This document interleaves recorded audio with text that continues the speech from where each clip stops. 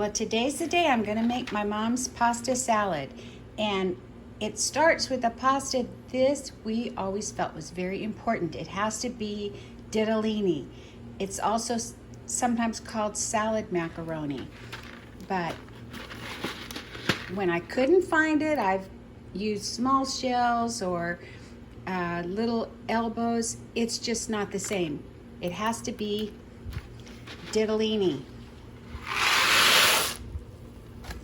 I'm gonna make a pound because if you're gonna go to the trouble to make it, I'm gonna make a lot. Right off, the thing that different from my mom or my grandmother is they would of course always add salt to the water, and I don't. So I've got boiling water. I'm gonna bring it back to the boil, cook it for exactly 11 minutes, drain it and rinse it. Okay, this salad has a lot of ingredients, so I'll get started. I have my ditalini, and I lightly coated it with mayonnaise so it won't stick together. Well, I chopped a lot of my ingredients. The first thing I'm going to add is celery. I think I've got about 4 stalks here, and I listened to my grandmother, always use the leaves. I've got some of my homegrown cherry tomatoes, halved. My mother would only use a big beefsteak tomato that she peeled and seeded. She was wonderful to have as a sous chef because she was very patient in the kitchen. That's not me. And then this is something we compromised on when I was around, and that is she would always use a green bell pepper, but I like any color but green. So I've got a red one there. Next, I'm going to add some diced red onions, and we like scallions just as well, either or. My brothers wouldn't touch a white onion or a yellow onion, but they didn't mind the red or the scallions. These are some chopped up olives, and I've rinsed them to try to have less sodium. Mom would always put the olives in whole because she didn't like olives, but everyone else did. My mom didn't like anything round. That's why she'd never have a cherry tomato or a grape or a cherry. I don't know what's got the peanut gallery going. And these are some diced dill pickles. These were whole. The spears would make nice little triangles.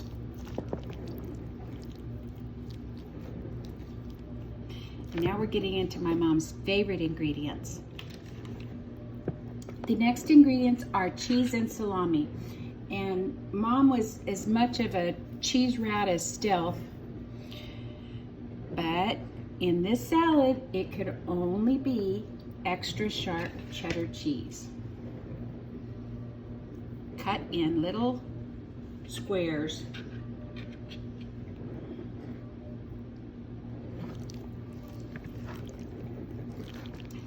And next is the salami, and there's no substitute. It has to be Gallo. I don't know which way this is gonna go. Gallo Italian dry salami.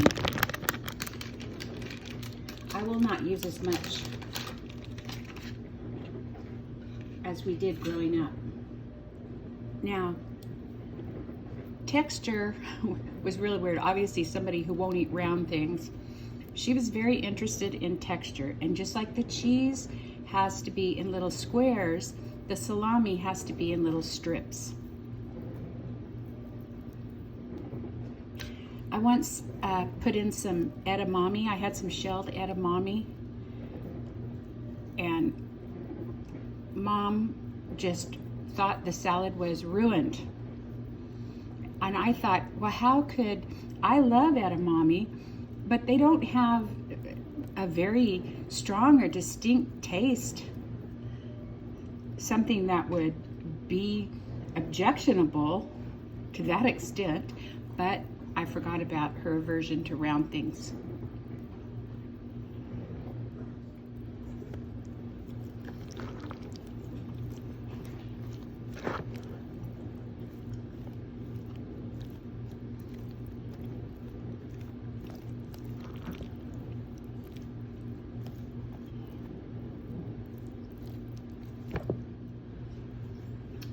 Now at this point, I'm going to add a little more mayonnaise.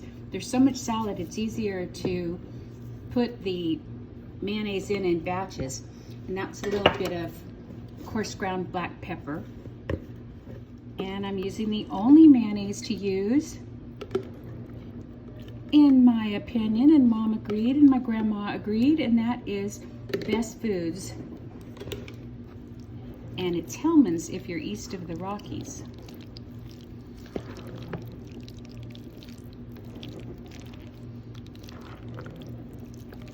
So I'll work in this, may very well add some more later.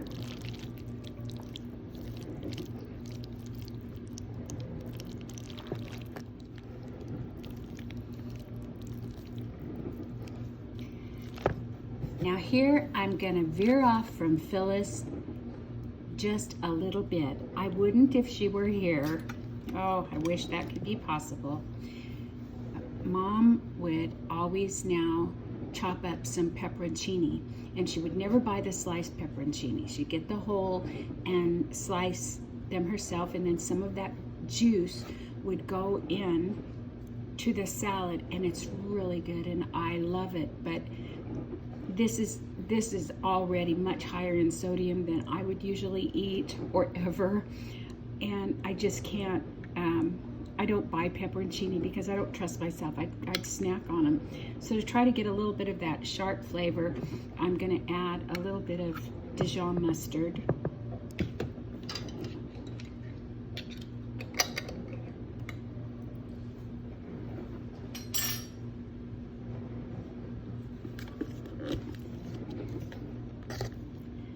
Next, more cheese, and that is grated Parmesan. Phyllis would, of course, grate her own, and I do too sometimes.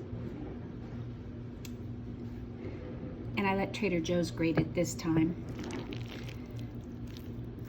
I'm going to toss this before I add one last ingredient. Actually, two more. I'm going to add a little bit more mayonnaise because you see it soaks into the pasta.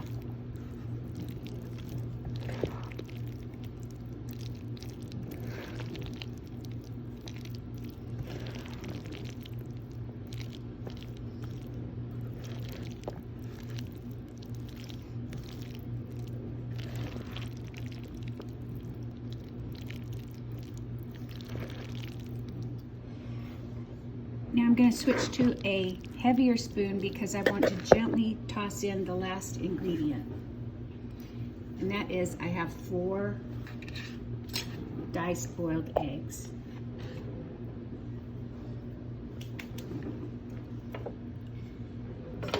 And I'm going to add some black pepper, more black pepper.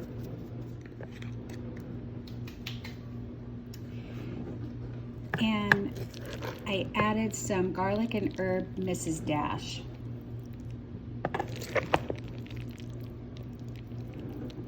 At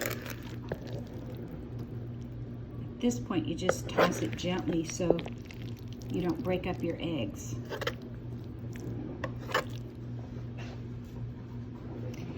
Okay, I'll take my beauty bite off camera. Oh, there's just so much stuff in here.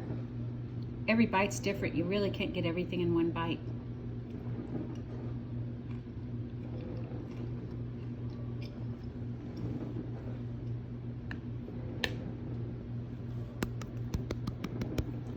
Yay me!